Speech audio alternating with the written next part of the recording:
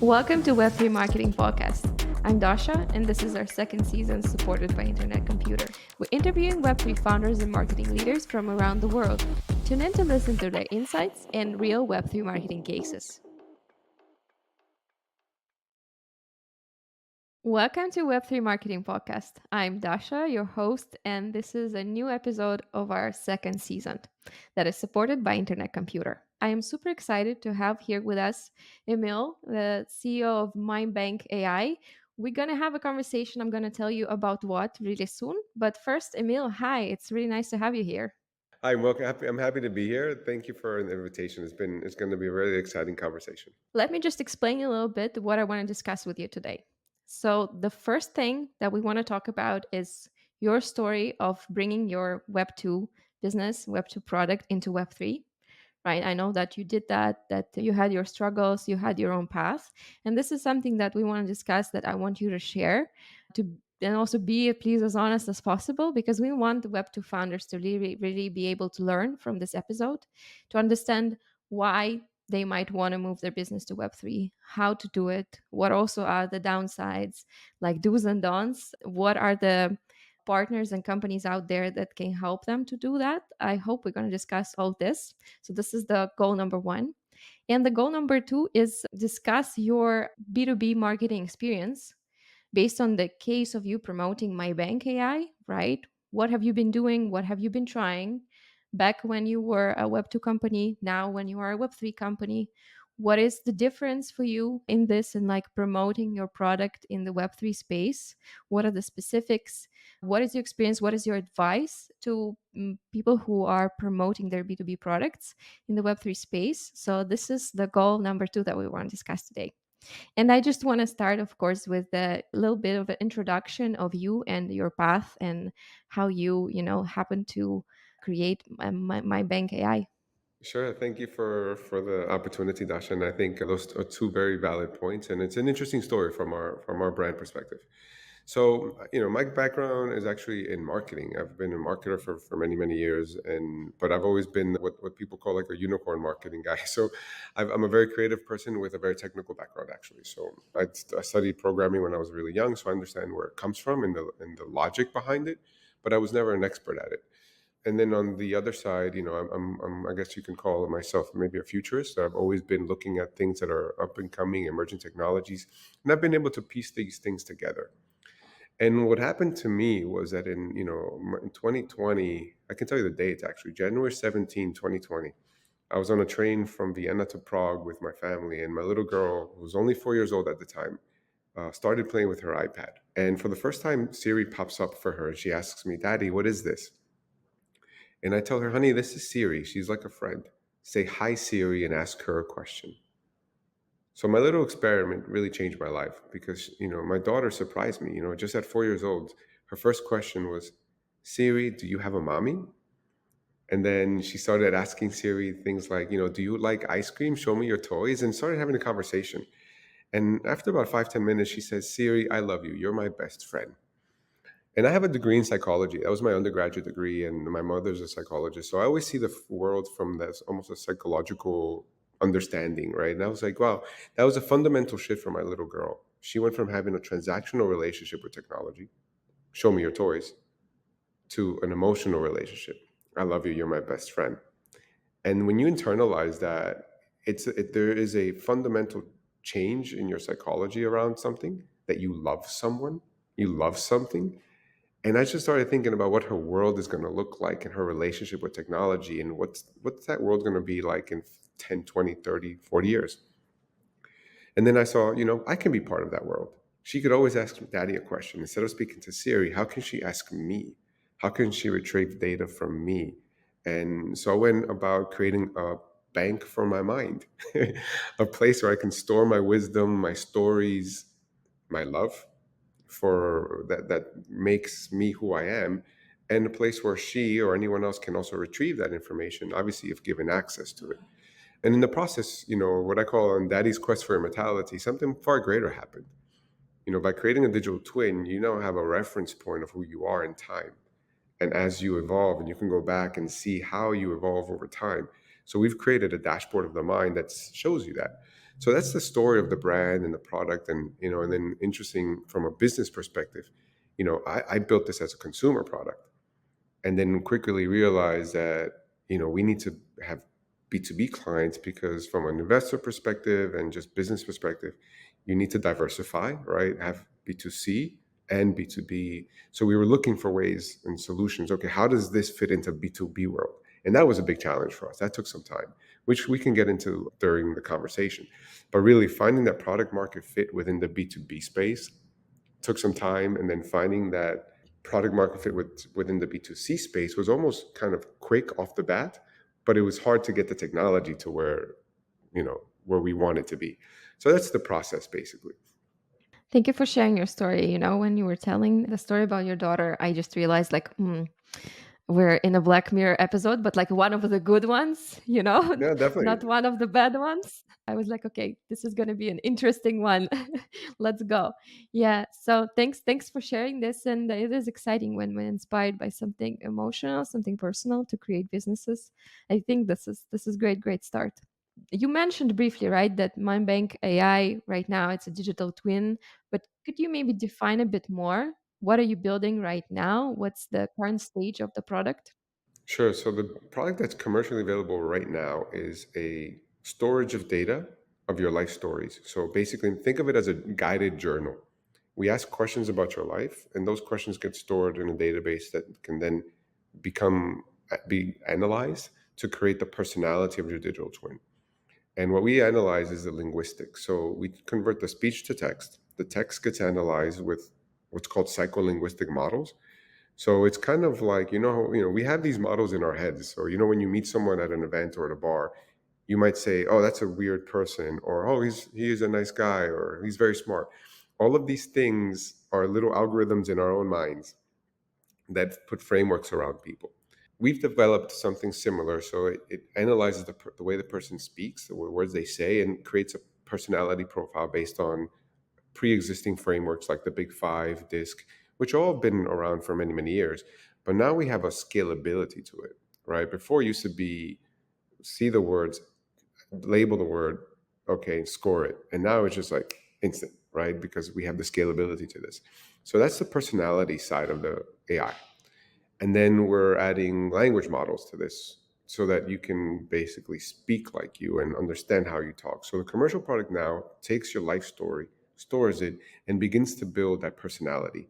The version that's coming out in October is actually not only the personality, but what you've said, and it can kind of speak like you, right? So you can literally have a conversation with yourself, and others can obviously have a conversation with you as well. This episode is supported by Internet Computer, and we want to tell you about their amazing Definity Grant program. We've actually received their community grant ourselves. So if you are a developer, researcher, or educator working on blockchain or AI technology, you can receive this grant too. The Definity Grant program can give you up to $100,000 in funding, as well as support and exposure through the ICP ecosystem. You can read more about the grant in the description down below. And if you decide to apply, fill out our form. We will chat with everyone who applies and recommend the best projects to ICP. Don't miss this chance to get funding and join the community of innovators. Is it part of that narrative and booming trend of generative AI? Are you using kind of the same technologies? Very similar technology. I would say at the end of the day, it is generating text and speech. So yes, right, from that perspective. So yeah, it is definitely in the generative AI space. But more importantly, the utility is that we analyze the text and we analyze the data to give you feedback into yourself. So who are you as a person? What are your emotions? What are your personality traits? How can you understand yourself better? How can you understand others better? Right. And I like to say that we have a dashboard for everything in our lives except our brains. Right. Think of it. We have it for our weight loss. We have it for our running and weight, lift, let's say gym or whatever, for our finances. Our cars have dashboards. But what about us? Our brains, our minds, the most important, tool in our arsenal is the way we think. So, from a perspective of emotional tracking, personality understanding, storytelling, right, this tool gives you a dashboard of the mind so you can understand yourself. And the data that's being uploaded is the foundation of your digital twin. And that's where we are. We're at that foundation level. And we're stepping into the generative level.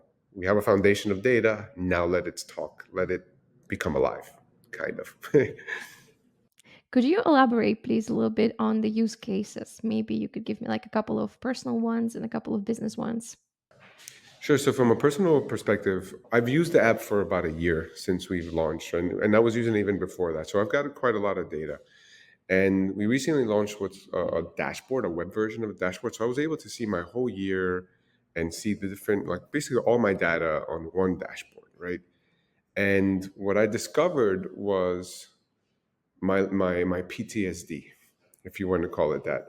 Because what happened, I had a traumatic incident at the beginning of the year last year where my little girl, the one that I mentioned previously, her mother passed away suddenly.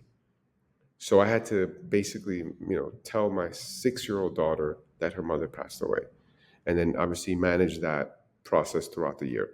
And as you can imagine, you have ups and downs in life, and you have emotions, and you have happy days and sad days, and it was a really sad moment in my life.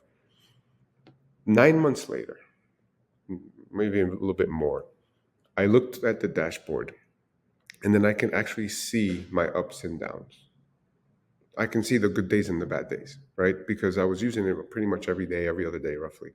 And it was amazing because for the first time, you can take a look back and see stress, PTSD, trauma, right? And you could almost put it to a day and see what happened, right? So from the personal perspective, it gives you a lot of objectivity to your life, and you can start looking at the world from almost a very like objective way. Like, okay, am I getting better? Am I getting worse? Right? What and then, one of the biggest issues people have in mental health is that they think that they're never getting better. Although if they look at the long term, yeah, things are going down, levels are going down. So I saw that as a huge opportunity for the whole mental health sector. And when I show the dashboard of the mind to psychologists and counselors, the whole word, what their word is just wow, right? The from business perspective, the downside is that it doesn't exist yet a CPT code. A CPT codes are what doctors use to charge insurance companies. CPT codes do not exist for a dashboard of the mind, right? A way of tracking other things similar, but for this tool, it does not exist. So that's something that we're working on from a business perspective. But here's a very personal story that became a business story, right? And then on the current use case for the businesses, because we can measure this emotions and personality, what we're measuring is a change in a individual. So a lot of corporations do what's called change management initiatives, leadership training, communication training. If there's a merger, if there's an acquisition, all of these things that changes a company, they want to somehow measure what's happening to the organization, right? And the way they do it today is what's called a pulse survey. They send an email out to all the employees and say, hey, answer 5 questions. Okay. But what we're able to do that is measure conversations and measure, like literally see what is the psychology and the emotionals state of the people over time in a very anonymized way, obviously, right? So that they can understand how is my company doing, how are my people doing. HR departments are looking into, and even consulting firms are looking into the tool because for the first time they can say, okay, we measured the people as a group, we did a training, let's call it leadership training, and then we can measure if there was a change in the person or in the group, right? So that's where I think the strength of Web3 technology steps in the most. Because when we tell the B2B companies, yeah, we're making all of this in Web3 and da da da, they're like a weight lifts off their shoulders because they're immediately all the liabilities and all the GDPR and data security stuff that they are fearful of goes out of the window because I don't have the data, you don't have the data, I don't have the private key. All you have is a dashboard with numbers. You don't know whose it is. That's it. It's like finding an Excel sheet on the ground. Like it doesn't tell you much, right? So you can't identify the people. Thank you so much for sharing this part of the story. And I'm really sorry to hear about your wife. I'm glad to hear Well, how she was my ex-wife at that point, but still someone I loved very much, and still of yeah, yeah, definitely, definitely. but I'm interested to hear how you used the bad stuff also to to move forward, to build something that is helpful for others. And it's kind of similar to the idea of the dashboard, right? It shows the good things, it shows the bad things, and you can work with all of that basically, right? This is all your data, this is all part of you, part of your emotions. So I really like the idea of the dashboard, and I understood all the use cases and like the potential. But what about the potential of a twin, right? What about the potential of actual AI that's going to be talking to you, right? How do you see this? It's amazing, honestly, the things that are popping up every day. And from our perspective right now, the reason we call it AI enhanced humanity is because it is about enhancing humanity. It's not about taking your job, eating your babies, killing your doggies. You know, it's like, I mean, people have this fear mongering of AI very much. So, but if you look at it from a perspective of our evolution as a species, our evolution of humanity, right?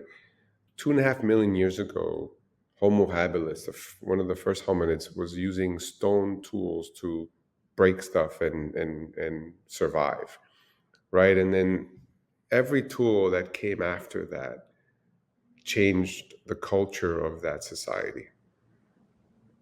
Trains, planes, automobiles, guns, you know, you name it, the computer, the telephone, everything changes our society and our culture.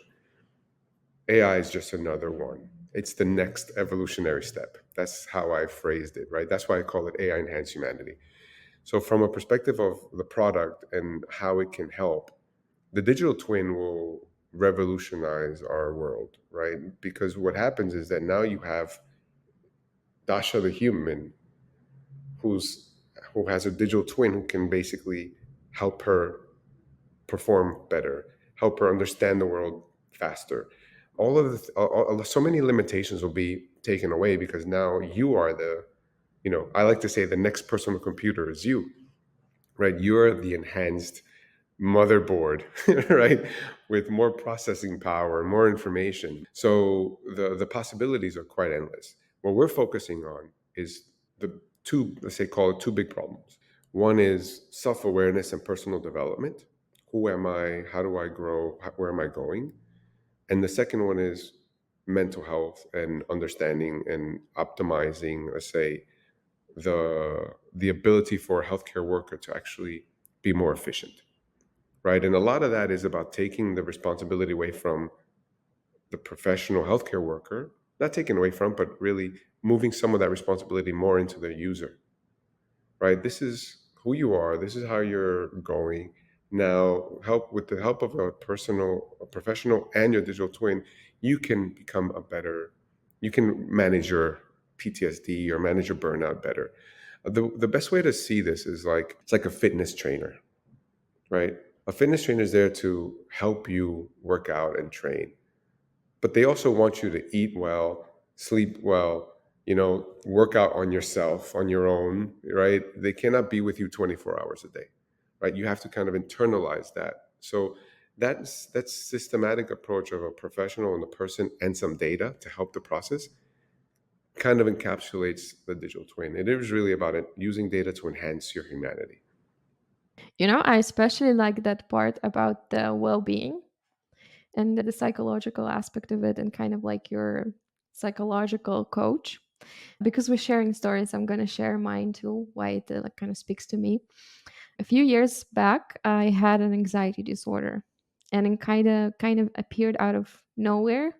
The nowhere, of course, turns out to be like a lot of stress at work, working at startups, some family issues, being emotional and very active in general. So I had an anxiety disorder for at least 2 years till I started taking pills and taking like, full 360-degree care of myself, and it helped me. And I remember those moments when I felt like super, super lonely, because even your friends sometimes they really can't connect with this issue, because if you have never been experiencing this, if you have never felt this, you really can't connect, really can't understand how the person is feeling.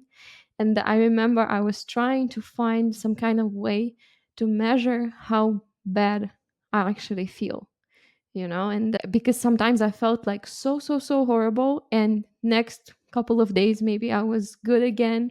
It was hard to explain to myself that yes, I actually need help. And then after a few visits to doctors. People finally kind of got through me like, Dasha, you gotta do this, you gotta ease this situation for yourself. And once I started taking medication and like, I really upgraded my self-care, it started to get better. But I was really really lonely and in the need of a tool to kind of understand myself. But it is not possible, at least for me it wasn't possible, to just create a checklist and every day, like, how miserable am I? 1 out of 10 today. It is hard sometimes, and I think this might be a good solution here. No, definitely, because ultimately we don't ask you how you're feeling today. We ask you things like, tell me a story about your childhood, right? And that these tangents are two things: A, very therapeutic, and B, reveal emotions that you weren't even aware of, right? And just from the way you speak, we can measure sentiment, emotion, sadness, happiness. There's 22 measurements on the emotional side and 30 measurements on the personality side. So just right there, there's 52 that we can measure every single time you talk. All we need is about a minute of voice to get a good accurate score, right? So it makes it very easy, and it really is about checking in on yourself, right? And I think that's what you did. You said, let me check in on myself, or let me have others check in on me and see what's going on. And I commend you, because you did one major step, was that you sought help.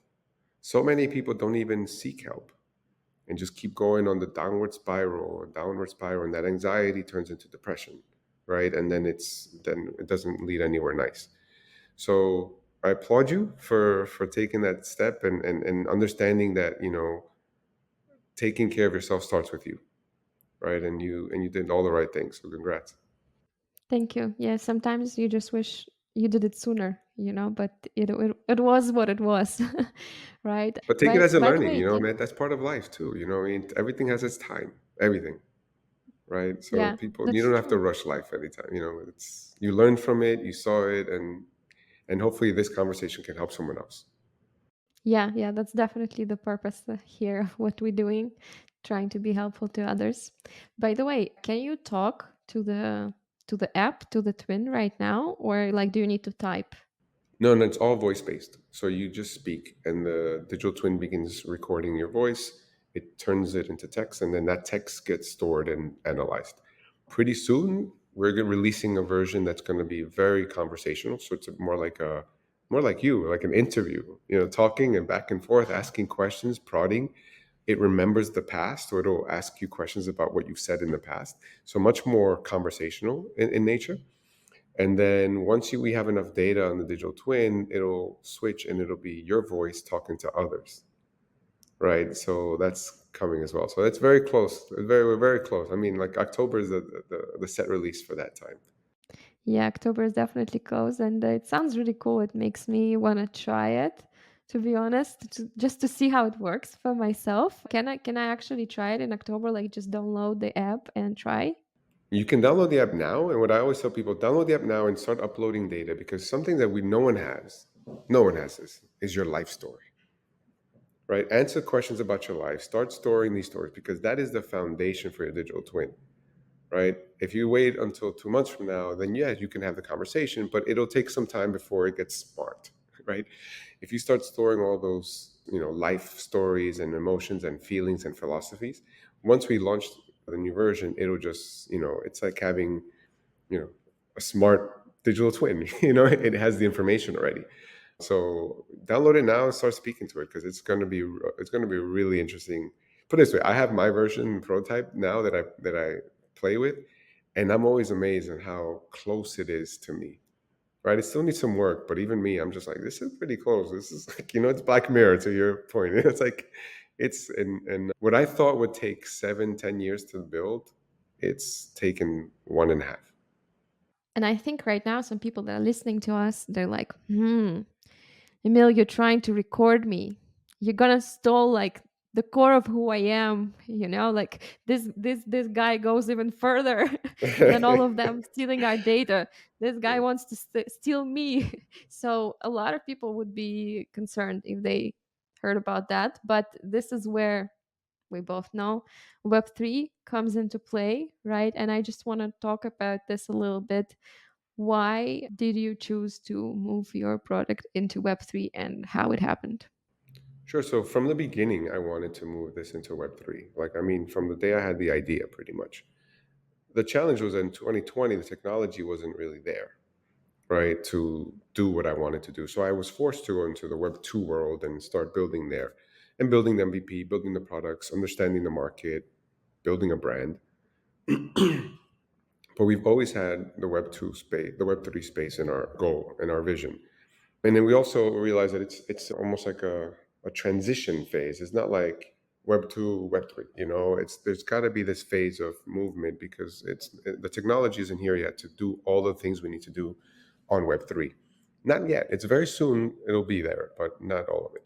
So, from a business vision perspective, our goal was to be on Web three, and I tell you why. The biggest, not only was it from a data security perspective and privacy and ownership and all that other good stuff, but my measurement of success for this company is when Mindbank is on another planet. So for us to do that and the technology that's available today, the only thing that I know can get this on another planet is a decentralized network like is the Web3 technology space, right? So I knew that that's kind of what we need to do. We need to go there. And then as you know things progress and I met people, I was presented the internet computer and we started doing a lot of due diligence on what it is and comparing it to other chains and things. And then it was quite obvious that we can run software and we can store data on chain. So the whole, let's say, pipeline is pretty much on chain. So that's very appealing. That's why we chose the internet computer for committed to developing on that. At the same time, we also realized that there's a deeper ecosystem around there, right? There's ETH, there's BTC, all these other things, and there has to be that network effect, right? And you have to build these interconnections or bridges or whatever you want to call them in order for the whole thing to really work well. Yet your foundation, right, the core is IC. Yeah, before I ask you about the internet computer and why exactly you chose them as your main blockchain, could you talk a bit more about the business benefits of, moving into Web3? Because I understand the big idea about moving to another planet, right? And I definitely understand that you've been kind of in crypto space when already you started the company, so you were more aware. But some people who are not aware, and they will Yeah. be like, "Okay, what's Web3? Why should I do it again? Sorry, what decentralized what?" So let's try to talk about like business reasons. Why did you move your company into Web3? Why somebody else would want to move it? So when it comes to our business, it was one of the fundamental things is trust, right? Especially when you work with such personal data, to build trust is very difficult, and to lose trust is very easy. So by being in a Web3 space, the trust layer is the person, right? It's they have the key, they have the data, they have all these things is theirs. So that immediately was able to. So by with the Web3 technology, you have the private key. So in essence, you have access to the data. We don't have that. So there's no way that we can go into your heart like canister and like see what you think about a meal, right? So that's something that you can control and own, and it really comes down to that fundamental shift from a Web 2 space where one company owns and manages the data to a Web 3 space where everyone owns and manages their own data, right? That's the key factor there. From a business perspective, you have to also realize there's GDPR, there's all kinds of like CC, all kinds of data privacy laws all over the world. And for a business, that's a liability for them. When I mean business, I mean customers, right? Our customers. That's a massive liability to them. If we get a data breach as a business, they are liable you know, for that breach as well. So of course they do a lot of due diligence on the company. Once you move it into a Web3 space and you say, listen, this is a Web3 technology, a lot of that liability gets moved from the corporation to the person, right? If someone hacks your phone, I can't do anything about that, right? So that kind of moves the liability away from the or corporation and the entity to the individual. And ultimately, that's one of the main business reasons any company should go into the Web3 space. And then the other thing is, future proofing your business, right? You, as a CEO, I'm always looking 10, 20 years ahead. right? Constantly. So if you're, the Web 2 version we have today is managing the business needs today. The Web 3 version that we're rolling out soon is managing the business needs of tomorrow. So you have to constantly look at tomorrow as a business. Otherwise, you stay stagnant. And then from the third perspective, I would say also on the funding perspective, right? It's also quite appealing to investors in the whole Web3 space and the whole AI space specifically, right? Because you get into what's called personalized AI, which is pretty much what we're building. So that's also a really big factor for us to make even a deeper dive into it. And quite honestly, in the last, let's say, week, we've made even a deeper commitment to this and say, okay, we really have to go this route because we're getting the most traction, the most interest from Web3 investors in AI, right? Traditional VC investors they're interested, but they're just, traditional VC investors, right? They don't see the big picture necessarily. And I'd say my last point with this is, especially the person who doesn't understand Web3 and puts it all under the whole crypto world, understand that this is a technology. This is not a coin, right? If you understand the fundamental difference between what this is, it like invest in the technology because that's what we're building. We don't even have a token. It's not a coin, but I mean, but a lot of people see the Web3 space and crypto as like the same thing, where they're related, but they're two different worlds, right? Like they have to understand that Web3 is a technology, even Bitcoin is a technology, right? And see it as that, right? So that's how we are trying to educate the market as well. And thankfully, when we speak about Web3, we're talking about data privacy, data security, data ownership. We don't touch anything that has to do with coinage, right? Because it's not in our business to begin with.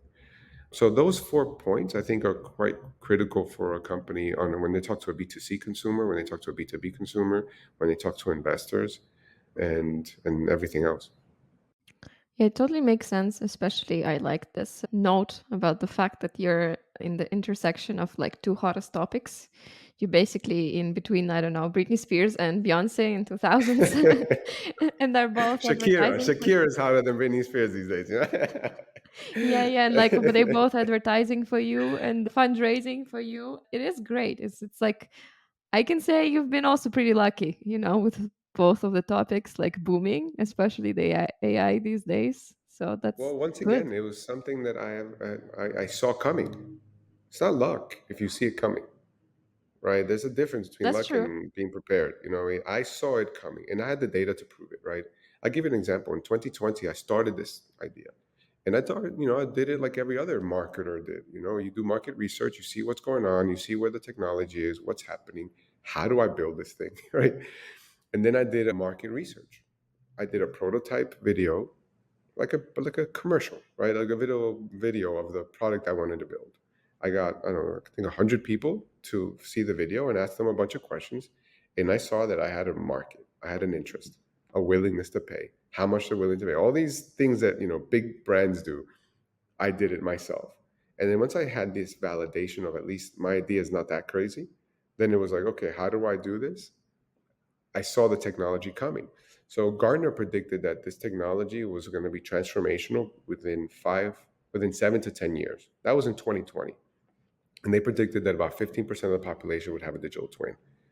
Last year, they changed that number to 40% would have a digital twin by 2024, right? And I think it's going to be more like 70% of the world is going to have a digital twin by 2024, right? Because I see the numbers, I see my numbers, right? I see our traction and downloads. I see where we're doing well, where we're doing wrong. And it's just little tweaks, and you're going to get, and I see what's coming, once again, I see the future. That's like like how every superhero has a superpower. That's in some cases it's a good superpower, but sometimes it can work against them. That's my superpower a little bit. I see the future. I can capture what's coming, and I put little things together, and I'm like, this might be big, right? So I was in the right place at the right time for sure, and more importantly, I was inspired by my little girl at the right place at the right time, right? She brought that idea to me. Do you think it's still not too late to start building in the Web3 space or AI or like intersection of both spaces? No, there's plenty of room in this world for sure. There's so many new ideas coming, so many new products, so many new technologies that are going to be developed that create even more opportunities, right? So the whole, personalized AI space is massive. Generative AI. And then also, what's interesting because of the creation of AI models that are language based, now developing is even easier. So someone with no development knowledge can actually create products. Before it wasn't the case, right? So the barrier to entry just got reduced, and it's going to bring even more opportunities for people. The challenge we face, though, is that a lot of these solutions and tools are in English, right? So if you don't speak English, I'm talking about language models wise, it's hard to kind of get into this space. So that's something that you have to kind of keep in mind. And one of the commitments we had as a company was to make our product multilingual from the day one, right? So we started out with two languages, Spanish and English, and then we now we're about 18 languages, and we plan to cover more. And we want to make this an inclusive global brand product, right? So I speak six languages myself, and I understand the importance of the importance of being available in those languages. So that's something that we've committed from the first day we established this company. Yeah, there's definitely no other way to go around this. That's for sure. Sure. Can we go back to that moment when you were like, okay, we're moving to Web3, and you probably, right, you had this choice to make. So if you're going to Web3, which means you're going to start building on some blockchain, you need to choose the blockchain you're going to marry, right? So how was that process going, and how did you end up marrying the internet computer? So that was a long story. That one is a very long story. So I tell you how it all started, right? I always had the Web3 space in my mind, but I didn't know how to get into it. I didn't know too much about what chains and this, that, and the other.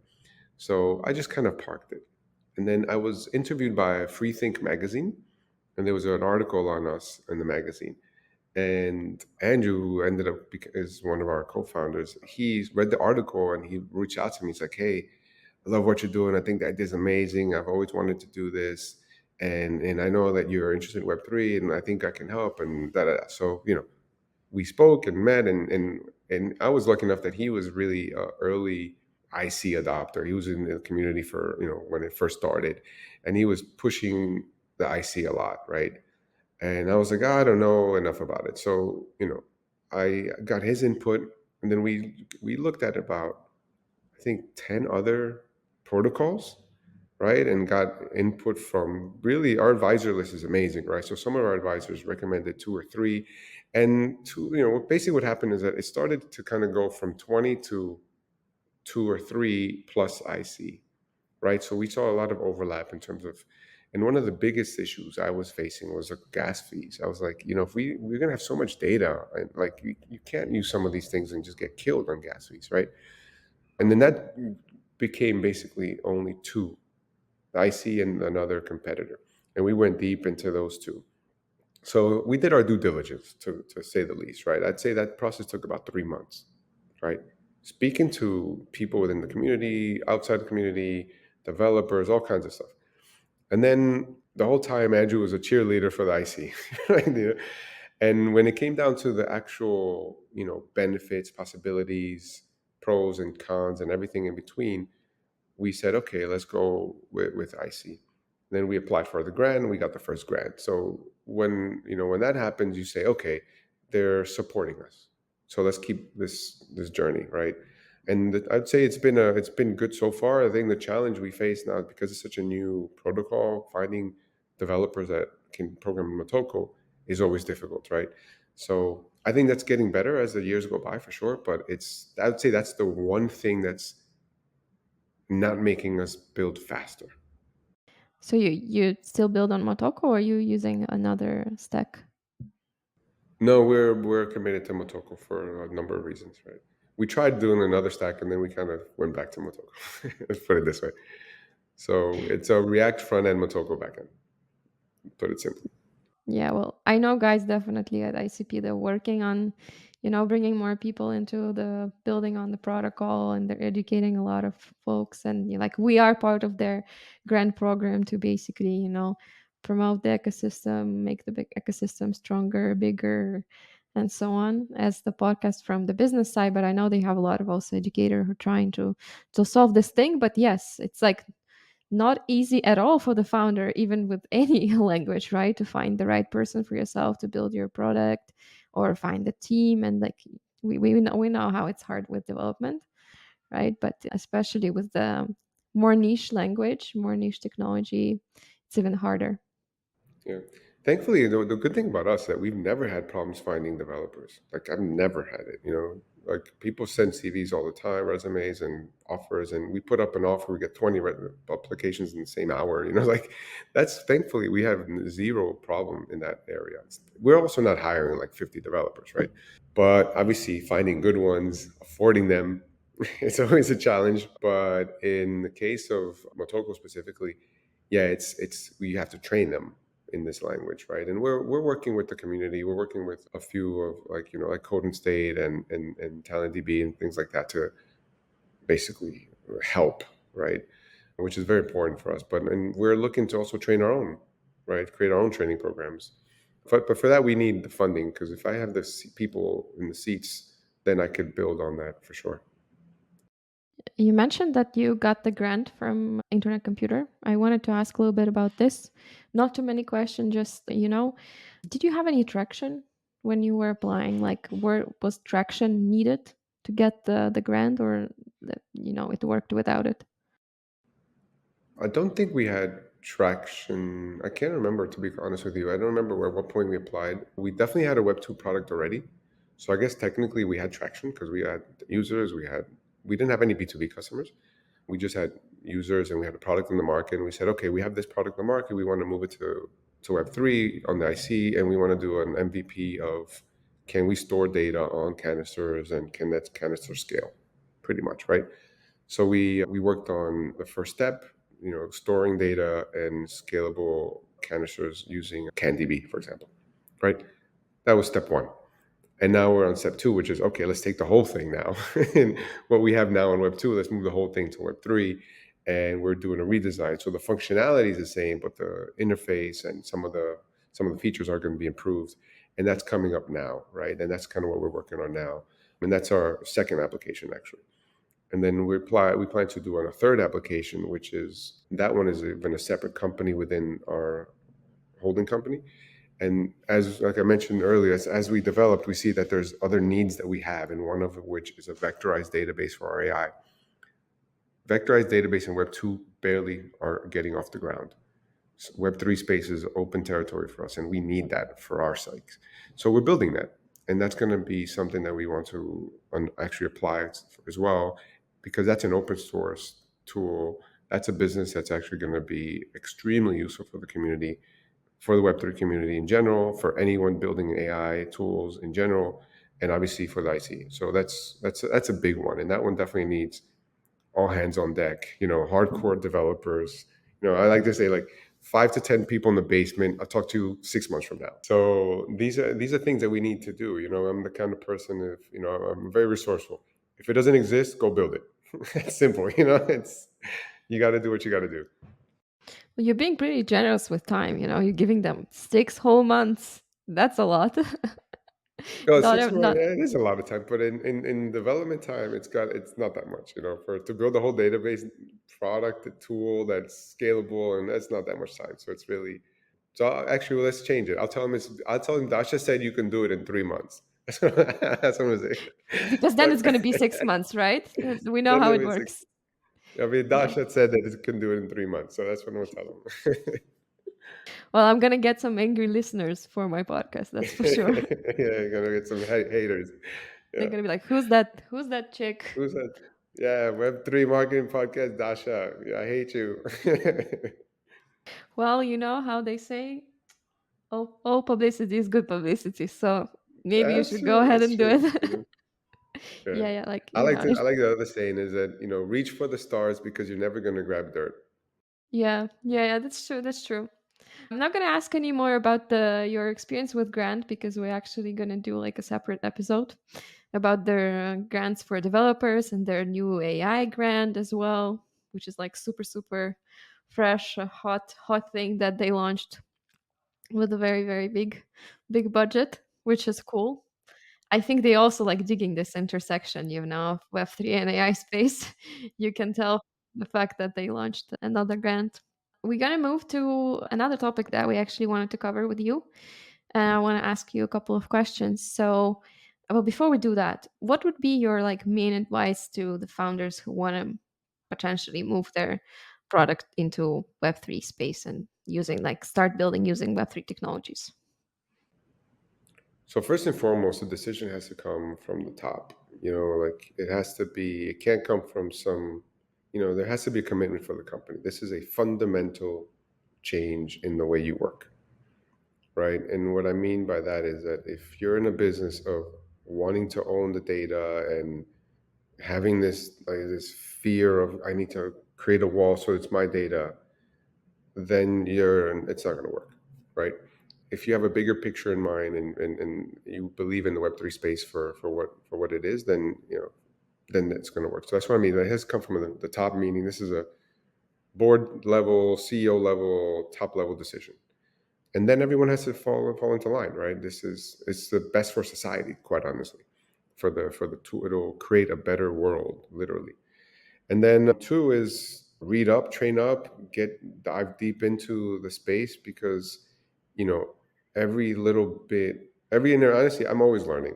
So there's things that I learn every single day. And I think you just have to always kind of keep learning, stay abreast of the situation. And once again, don't look at this technology as a coin and fall into that coin trap. Yes, there is a market for that and there is a way of thinking about it.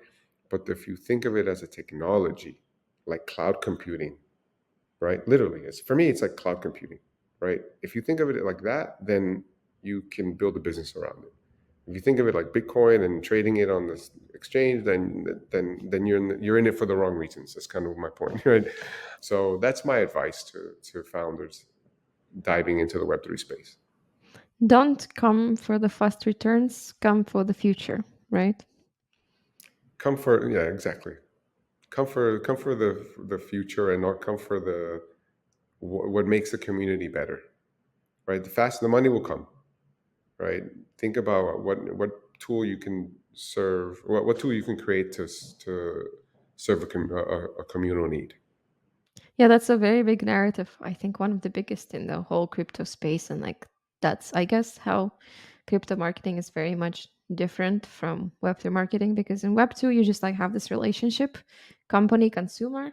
At best, you can wish yourself well, like you can wish them well, they can wish you well, right? That's pretty much it. This is where the relationship ends. Okay, you can be like a raging fan of, I don't know, Apple or something else, but this is also a one way relationship. It still doesn't have like anything real. And in crypto, this is what I noticed when I entered the space a year and a half ago. I was like, what is going on? Who are all these people who are like interested in things and they want to earn and they want to learn and they're like, running between the projects and chatting and trying to support and like trying to understand what's actually going on and how they can fit in. And of course, the big goal is like how to earn from this, right? Because everyone wants to earn in this space. But still, like there is loyalty there is contribution, there is support, there is also judgment, hate, right? Angry fans of the Yeah, podcast. you get it all in the crypto. You get it all in the community. And what I've noticed, at least from a perspective of community, is that you get people generally interested in the product, but they look at it as a project, right? And I personally hate that word, the project. A project is something that is a little snippet in time, a moment in time. Where for me, it's a legacy, right? It's the project called Emil and his life, right? If you want to call that a project, okay. But I don't like to call the business a project. I like to call it it's a business. It's a corporation. It's your legacy that you're going to leave behind. And if you think in those bigger terms, then you're right for this project, right? You're right for this product rather. When you look at it from in the crypto space, a lot of people are switching between projects because they're looking to make a quick buck, or they're just genuinely interested. right? And one of the things it's funny when we do interviews, everyone interviews for different reasons. So one is technical and things like that. I interview for culture and passion, right? Do you genuinely feel that you're going to be part of this team forever, right? And because we're still a small company, so I want the core 20, 40, 50 people to be with us for forever, ideally, right? And that's a hard thing to measure, right? I don't get it right all the time, but I really look for people who want to be with us because they believe in the vision. The money will come, believe me, the money will come. But if they can believe in the vision, that's really who you want to be. And if you believe in the Web3 vision, the vision, that's the most important thing. The question that I have in mind is that so you moved your product from Web 2 to Web 3, and you have already had users by that time, clients, right? And you've been promoting it. Did marketing in any way change since you moved into Web 3? Did you have to do something else? Use a different approach, change your positioning, or like use different tools?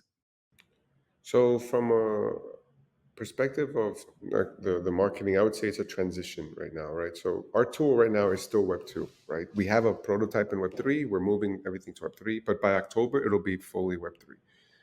We started with community outreach, right? And trying to just understand what are the wants and needs and things like that. But fundamentally, what we looked at is what does the Web 3 mean for the consumer, the average person, right? And it means trust, right? Those who understand Web 3 understand that there's a trust layer there. From a B2B side perspective, it was simple, similar as well. When we were mentioning during the sales process that we're moving to Web 3, they were all like shaking their heads and nodding, oh, that's good. So we know that there's a need and there's a want. From a marketing perspective, nobody buys the infrastructure, right? Nobody buys the fact that we're in Web 3. They buy what does the thing do, how does it interact, what are the benefits of the product.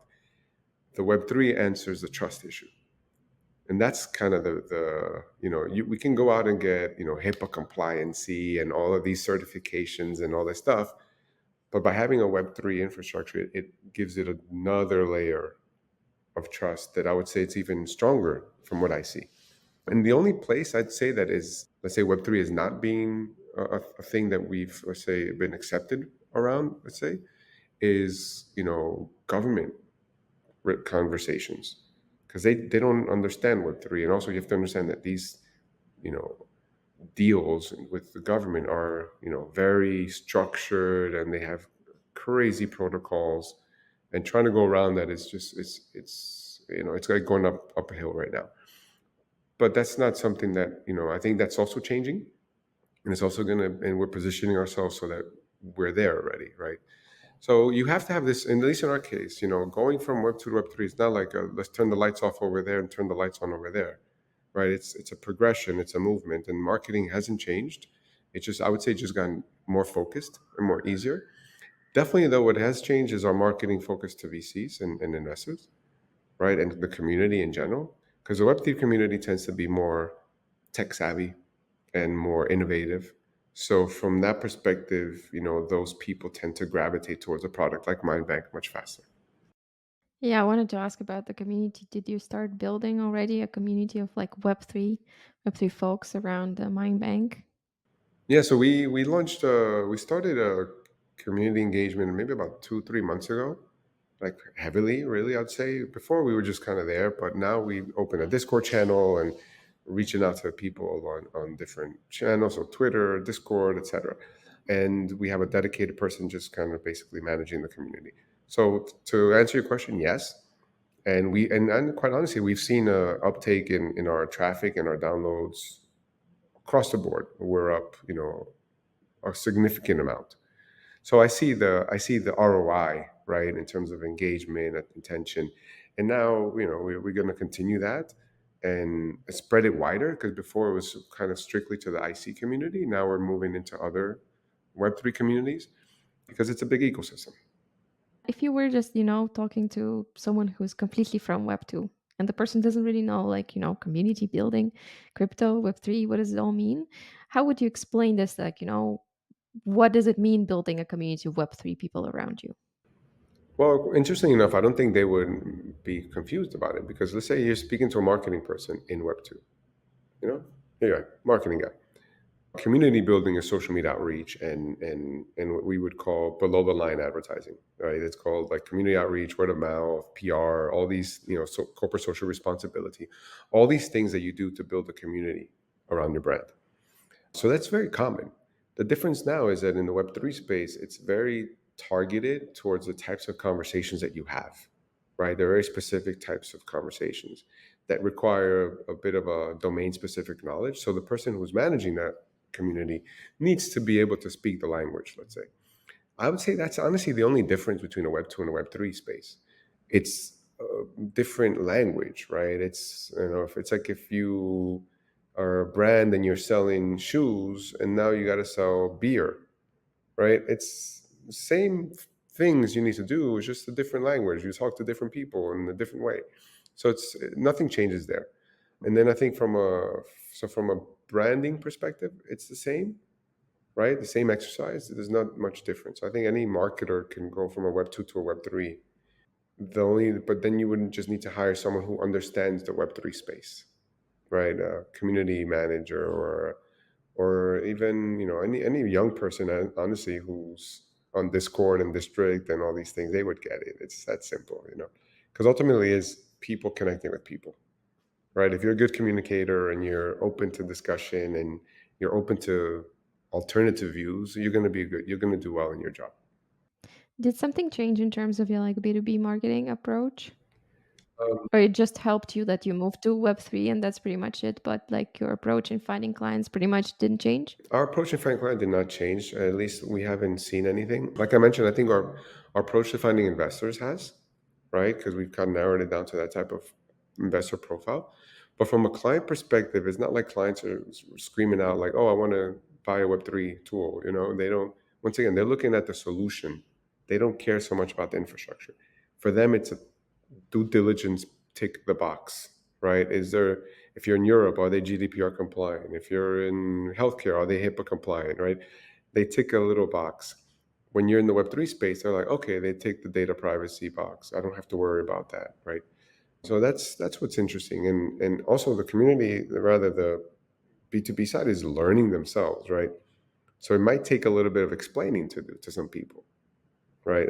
To be honest with you, some people you need to kind of say, okay, we're on Web3 technology, which means that A, B, and C, right? So and then you see the heads nod, you see them go, oh, okay, that's good, right? That's what it does. Yeah, just like don't make this pause too big, right? Don't just drop Web3 and just look at them because then you gotta scary faces. Exactly, Yeah, exactly. totally agree. I totally agree with this. Thank you so much, Emil, for sharing your story. And, I just want to wrap it up with what is next for Mindbank, this big launch in October. Let's just repeat this one more time and how people can go benefit from it right now. So definitely download the application now, start using it, and start building the foundation of your digital twin. What we have today is an ability for you to take what's on your mind and store it and store it, and then get psychological insights from that. What's coming tomorrow is that digital twin will be able to use that information to speak, talk, and answer just like you. So this is really the prototype that we have is quite amazing. The other thing is I'll be speaking at Future Blockchain Summit in October in Dubai. So if you're in town and you want to look me up, I'll be on stage talking about welcome to a world of AI enhanced humanity. And that's going to be a really interesting topic where I take everyone from Homo habilis, our human 2.5 million years ago, to what we are today and how the digital twin is going to help humanity moving forward. I'll do all of that in about 10 minutes. And the last but not least, if any investors are looking out there, we are going to start raising our first seed round very soon. Actually, we started now, literally on this podcast. So please reach out to me as well. It's very easy to find me. I'm on Twitter, LinkedIn, and all kinds of other things. Where you can send an email to Emil@mindbank.ai. Dasha, I want to thank you very much for the insightful and interesting questions, and I hope to see you soon, very sometime soon. Last but not least, I'm coming out with a book titled AI Enhanced Humanity as well. That'll be out in October as well. So October is going to be a big month for everyone. So I'll send you a copy, Dasha. Okay. Awesome. Thank you so much. That is a surprise. I didn't hear about that. Congrats. This is super cool. Like, Yeah, definitely it's want to getting try that. there. It's getting there. It's getting there. So hopefully you'll like it. Oh, awesome. And Awesome. maybe I'll Thank be back on the podcast for another interview That's about the for book. sure. That's for sure. Like, this we just starting also as well. So yeah, definitely if you're listening to us and you have a business and you're thinking about moving to Web3, or you're a wannabe founder and you want to build in Web3 space, think about looking up the ICP grants. And we're gonna, leave everything in the description down below, and we can even recommend you if you have a cool project, right? And maybe later you will be here with us on the podcast as Emil, telling your story about building something really cool. Thank you so much. Thank you. Take care, everyone. Bye bye. Thanks for listening. If you enjoyed this episode, like and follow us for more. We also have a newsletter and a Telegram channel. Check it out at web3marketingpodcast.co. See you in the next episode.